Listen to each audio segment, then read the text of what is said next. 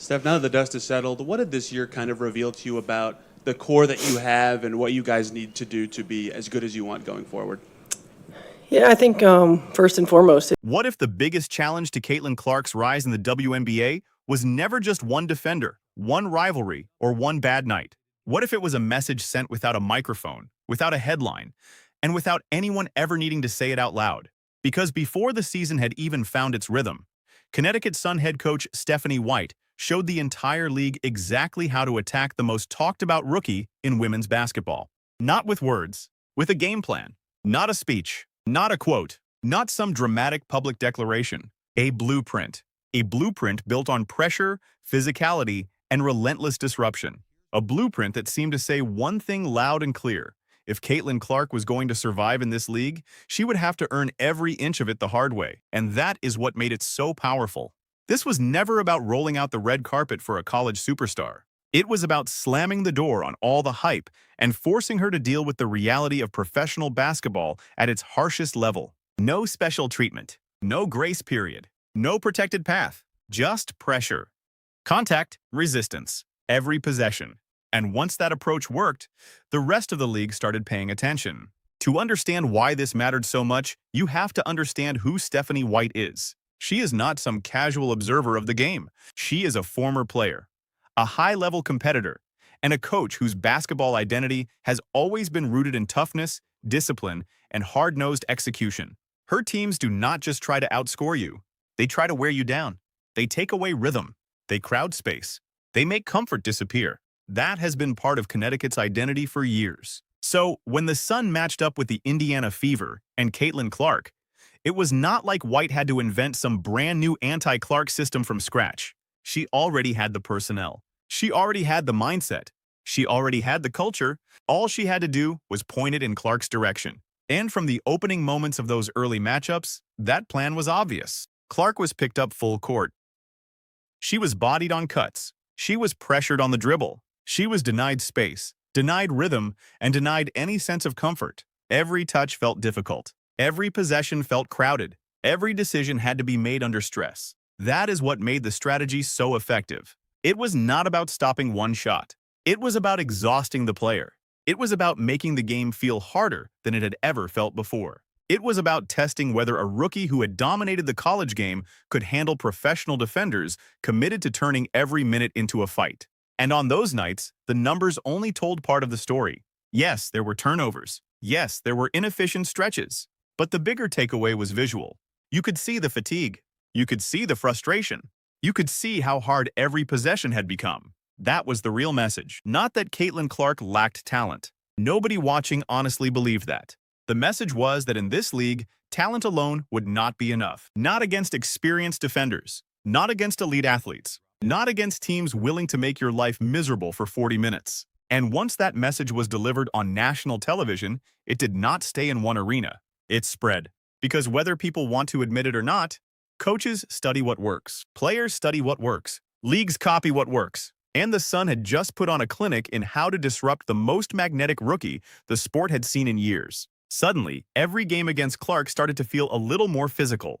Every defense looked a little more aggressive. Every possession seemed to come with an extra bump, an extra grab, an extra message. Some of it was simply standard veteran basketball. Some of it was the natural welcome to the league treatment that many great rookies face. But some of it, at least to fans watching closely, felt bigger than that. It felt like Clark had become the test case. How much pressure could she take? How much contact could she absorb? How long could she keep producing while being hunted by defenses built to drain her mentally and physically? That is where the story became about more than basketball, because Caitlin Clark did not enter the WNBA as just another top pick. She entered as a phenomenon. Ratings exploded. Arenas sold out. Merchandise flew. Every game suddenly carried national attention. Every reaction became content. Every foul became a debate. Every cold streak became a headline. That kind of spotlight changes everything. It means the rookie is not just battling defenders. She is battling expectation, narrative, hype, criticism, pressure from every direction. Now combine that with an on-court strategy designed to make life relentlessly uncomfortable. And you start to see why this became one of the defining stories of her season. It was not just, can she make the pass, hit the shot, beat the trap? It became, Can she withstand all of this without cracking? That is what made the challenge so fascinating. And then there was the emotional layer underneath it all. Because the WNBA is full of elite veterans who spent years building this league when many people barely paid attention. They fought for visibility, respect, better travel conditions, better pay, and broader recognition. Then Clark arrives, and almost overnight the spotlight intensifies. That does not automatically mean jealousy. That word gets thrown around too easily. But it absolutely creates tension. Because for some veterans, this moment may feel complicated. On one hand, the growth is good for everybody. On the other hand, a rookie is suddenly receiving a level of attention many all-time greats never got at the same stage. That tension was always going to show up somewhere. And on the court, it often showed up in the form of physical play, hard fouls, and an unmistakable determination to make sure Clark understood one thing. Popularity is not the same as status. In the eyes of many veterans, status still has to be earned. And here is where the story takes its most interesting turn.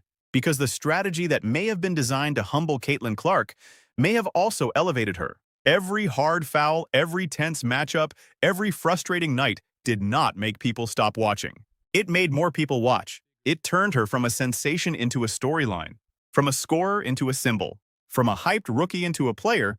People felt compelled to defend, debate, and follow. And for Clark herself, the pressure may have done something even more important. It forced adaptation.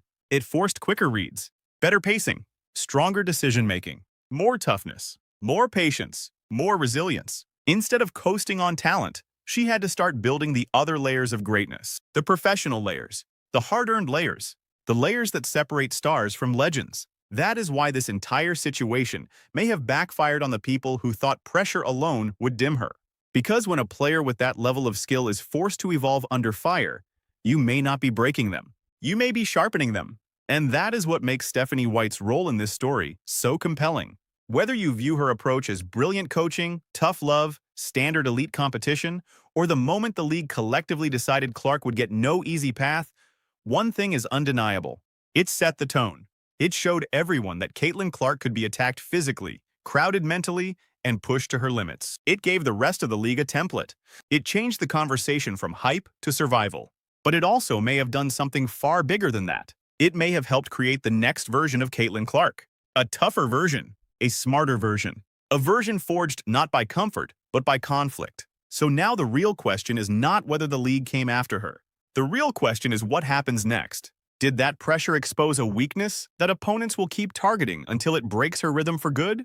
Or did it create the exact kind of adversity that transforms a gifted rookie into an unstoppable superstar? Because if the league's goal was to test Caitlin Clark, that part worked. But if the goal was to make her disappear, that may be where the plan falls apart. Because sometimes the fastest way to turn a player into a legend is to make the whole world watch her fight through the fire. And if that is what happened here, then the league did not end Caitlin Clark's rise. It may have made it impossible to look away.